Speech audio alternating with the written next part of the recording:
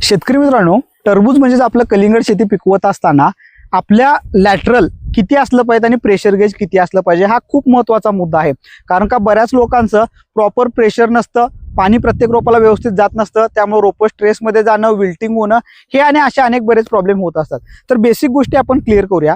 आपलं जे काही मेन लाईन असते किंवा सब मेन लाईन असते त्या ह्या सब मेन लाईन पासून बऱ्यापैकी 200 फूट लांब आपल्याला एक लॅटरल काढायचं आहे. आपल्याला मग इकडे काढणार असलो तरी 200 फूट असायला पाहिजे, इकडे काढणार असलो तरी 200 फूट असायला पाहिजे.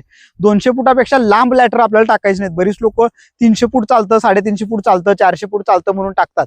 शक्यतो हे टाकलं नसलं तरी चालतं. टरबूज कलिंगडामध्ये 2 लॅटरल वापरायची काही गरज नाही आहे. पण लॅटरल वापरताना तुम्ही ड्रिपनं पूर्ण स्वच्छ केलेलं लॅटरल असू देत किंवा नवीन लॅटर असलं तर अतिशय ही बेस्ट. ही पहिली बेसिक गोष्ट महत्वाची करायची आहे. आता ह्यानंतर सगळ्यात महत्वाचं की बाबा प्रेशर किती गेज महत्वाचं असलं पाहिजे. मिनिमम आता 0.8 ते 1.2 सव्वापर्यंत हे पाण्याचं प्रेशर टाकायला खूप चांगलं असतं. पण कलिंगडमध्ये 1-8 दिवस आपण फर्टिगेशन हे ड्रिपनं सोडत असतो किंवा जे काही सोडायचं सगळं ड्रिपनं देत असतो आपल्याला.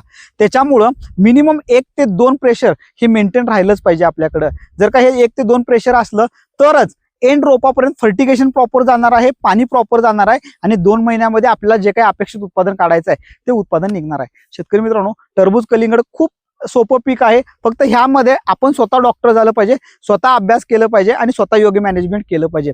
ह्यासाठीच तुम्हाला या सगळ्या गोष्टी कळायला पाहिजे. आणि 2008 पासून आमचा जो काही अनुभव आहे, आमचा जो काही पॅटर्न आहे, हे सगळं आपण एक मॅन्युअल तयार केलेलं आहे. ह्या मॅन्युअलमधनं आम्ही तुम्हाला देतोय. प्रत्येक व्हिडिओ सापडत नाहीत, प्रत्येक लोकांच्यापर्यंत आम्ही पोहोचू शकत नाही, पण आमचं मॅन्युअल तुमच्यापर्यंत पोहोचेल.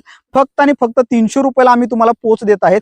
हे तुम्ही जर का मॅन्युअल घेतला तर तुमच्या डोळ्यासमोर राहील की काय प्रॉब्लेम आहे आणि काय सोल्युशन करायचं आहे. त्याच्यामुळं तुम्ही 100% टरबूज कलिंगडची शेती यशस्वी होऊ शकता. धन्यवाद शेतकरी मित्रांनो.